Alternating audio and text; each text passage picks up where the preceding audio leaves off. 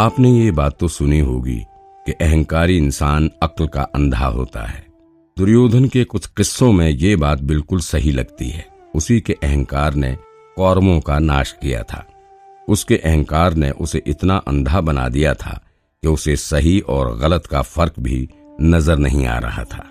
इसी अंधेपन में वो कुछ ऐसी गलतियां कर बैठा था जिसके कारण कौरवों के साथ उसका भी सर्वनाश हुआ। पिछले भाग में आपने अर्जुन और दुर्योधन की कहानी तो सुनी होगी।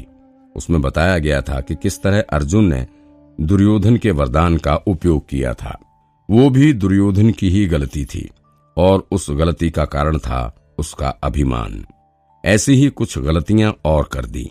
इस कहानी में मैं आपको दुर्योधन की सबसे बड़ी 2 गलतियों के बारे में बताऊंगा। कहा जाता है कि अगर दुर्योधन ने वो गलतियां नहीं की होती तो शायद महाभारत के महायुद्ध का नतीजा अलग होता। चलिए बात करते हैं दुर्योधन की पहली गलती के बारे में। ये तब की बात है जब महायुद्ध का ऐलान हो चुका था। कौरव और पांडव अपनी अपनी सेना बनाने के लिए लोगों को जमा करने लगे। आसपास के राज्य से बड़े बड़े महारथी और योद्धाओं को बुलाया जाने लगा।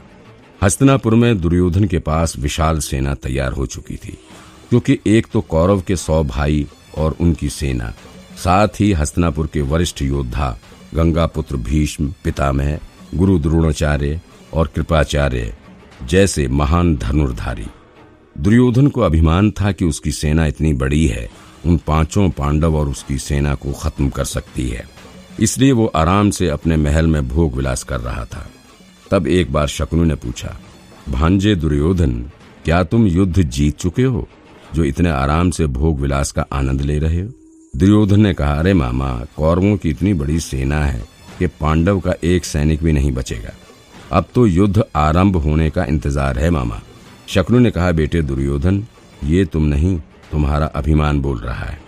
राजनीति का पहला उसूल ये है कि अपने दुश्मनों को कभी भी कमजोर नहीं समझना चाहिए, और दूसरा उसूल ये है कि जब तक दुश्मन को मरा हुआ नहीं देख लेते तब तक उसे जिंदा ही समझो।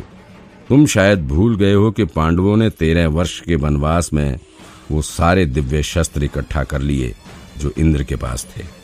उन दिव्य शस्त्रों का मुकाबला करना आसान नहीं। दुर्योधन ने कहा, तो आप ही कहिए मामा, मैं क्या करूं? शकुनी ने कहा, भांजे, मेरी बात मानो तो तुम द्वारिका जाकर कृष्ण की सहायता मांगो। अगर उसने तुम्हारा साथ दिया तो तुम्हारी जीत पक्की है। दुर्योधन ने कहा, नामुमकिन है मामा। हस्तिनापुर का युवराज महाबली दुर्योधन को किसी की सहायता की जरूरत नहीं।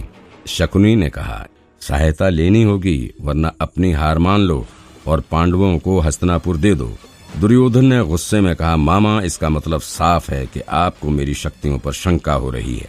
मेरे से ज्यादा आपको अर्जुन और कृष्ण पर भरोसा है ना? शकुनी ने अपने भांजे के कंधे पर हाथ रखकर कहा, देखो भांजे, मैं तुम पर शंका नहीं कर रहा, लेकिन अगर मछली को तैरना आता हो, इसका मतलब ये तो नहीं कि वो पूरा समुद्र पार कर सकती है, समझे? तुम नहीं जानते भांजे, पूरे भारतवर्ष में कृष्ण जैसा योद्धा कहीं नहीं मिलेगा। उसने बड़े बड़े पराक्रमी को चुटकी में पछाड़ दिया। ऐसा महावीर अगर हमारे साथ मिल जाए तो सोचो, पांडवों को युद्ध में कौन जिता सकता है? शकुनी ने अपने चालाक दिमाग से दुर्योधन को समझा दिया, क्योंकि वो भी जानता था कि कृष्ण का साथ मिलने के बाद वो दुनिया का कोई भी युद्ध जीत सकता है। अधर्मी को भी पता था कि धर्म का क्या महत्व है। दुर्योधन ने हर बार की तरह अपने मामा की बात मानी और कृष्ण से सहायता मांगने के लिए वो द्वारिका की तरफ जाने लगा। जब वो द्वारिका पहुंचा तब श्री कृष्ण अपने कमरे में सो रहे थे। उसने सोचा कि कृष्ण उठें तब तक वो वहीं रुकेगा, और फिर कृष्ण के सिर के पास खड़ा रह गया। अभिमानी इंसानों का यही स्वभाव होता है। वो अगर किसी से सहायता मांगेंगे तो भी आदेश की तरह मांगेंगे। किसी के सामने झुकना या किसी का सम्मान करना उनके स्वभाव में नहीं होता। हाँ, वो सम्मान तब जरूर करेंगे जब बात उनके स्वार्थ की हो, लेकिन वो सम्मान भी झूठा और बेबुनियाद होता है। स्वार्थ खत्म होते ही सम्मान भी खत्म हो जाता है। दुर्योधन अभी कृष्ण के जागने का इंतजार कर रहा था। इतने में अर्जुन भी उस कमरे में आ पहुंचा। उसने भी देखा कि भगवान सो रहे हैं। इसलिए पहले उसने उनको प्रणाम किया और फिर उनके पैरों के पास जाके बैठ गए। थोड़ी देर के बाद श्री कृष्ण की जब आंख खुली तो उन्होंने सबसे पहले अर्जुन को देखा। कृष्ण ने कहा, अरे पार्थ, तुम कब आए? मुझे पता ही नहीं चला। तब दुर्योधन ने उतावलेपन में कहा, कृष्ण, अर्जुन से पहले मैं आया। अर्जुन ने भी कहा, हाँ कृष्ण, मुझसे पहले दुर्योधन भैया आए थे। कृष्ण ने कहा, दुर्योधन मेरे सिर के पास बैठा था इसलिए दिखा नहीं, और मेरी नजर तुम पर पहले पड़ी, इसलिए दुर्योधन से पहले तुम्हारा अधिकार है। बताओ यहां कैसे आना हुआ? अर्जुन ने कहा, कृष्ण, आप तो जानते ही हो कि पांडव और कौरव के बीच युद्ध का ऐलान हो चुका है, तो इसी कारण मैं आपसे मदद मांगने आया हूं। कृष्ण ने मुस्कुराकर फिर दुर्योधन से पूछा, कहो दुर्योधन, तुम किस लिए यहाँ पधारे हो? दुर्योधन ने कहा, कृष्ण, अर्जुन जो मांगने आया है मैं भी वही मांगने आया हूँ। इस युद्ध में मुझे भी आपकी मदद चाहिए। कृष्ण समझ गए कि अब उन दोनों की परीक्षा की बारी है। कृष्ण ने हंसते हुए कहा, मुझे पांडव भी प्यारे हैं और कौरव भी, लेकिन दोनों के साथ रहना तो असंभव है ना। इसलिए अब एक ही उपाय हो सकता है। एक तरफ निहत्था कृष्ण रहेगा और दूसरी तरफ उसकी पूरी नारायणी सेना। अब तुम अपनी तरफ से फैसला करो कि तुम्हें कौन चाहिए। लेकिन हाँ, एक बात कह दूं कि जिसने नारायणी सेना को चाहा उसके साथ मैं नहीं आऊंगा, और जिसने मुझे चुना उसे सिर्फ एक सारथी मिलेगा, क्योंकि मैं इस युद्ध में हथियार नहीं उठाऊंगा। कृष्ण की बातें सुनकर दुर्योधन ने कहा, कृष्ण, मुझे स्वीकार है। तब दुर्योधन के सामने देखकर कृष्ण ने कहा, रुको दुर्योधन, तुमसे पहले मैंने अर्जुन को देखा है, इसलिए पहले अर्जुन का अधिकार है। ये सुनकर दुर्योधन डर गया। उसे डर था कि अर्जुन कहीं कृष्ण की नारायणी सेना ना मांग ले।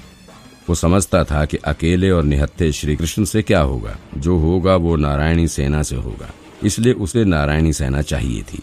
अर्जुन ने हाथ जोड़कर कृष्ण से कहा, कृष्ण, मुझे सिर्फ तुम चाहिए, मैं तुम्हारे लिए ही यहाँ आया हूँ। दुर्योधन को अब शांति हुई। उसने संतोष का अनुभव किया, लेकिन अपने मुंह पर नकली उदासी लाकर वो कहने लगा, कृष्ण, मुझे भी आप ही चाहिए थे, लेकिन जब अर्जुन ने आपको मांग ही लिया है तो फिर मेरे लिए सिर्फ नारायणी सेना ही बची है। ठीक है, मुझे वही स्वीकार है। इतना कहकर दुर्योधन बलदाऊ से मिलने चला गया। उसके जाने के बाद कृष्ण ने अर्जुन को पूछा, अर्जुन, तुम भला मुझे मांगकर युद्ध कैसे जीतोगे? क्या तुमने नहीं सुना था कि मैंने क्या कहा? जो भी मुझे मांगेगा उसे मुझे सारथी के रूप में स्वीकार करना होगा। नारायणी सेना तो दुर्योधन ले गया, तुम्हारे लिए क्या बचा है? अर्जुन ने मुस्कुराकर कहा, दुर्योधन ने नारायणी सेना मांगी और मैंने खुद नारायण को मांगा है।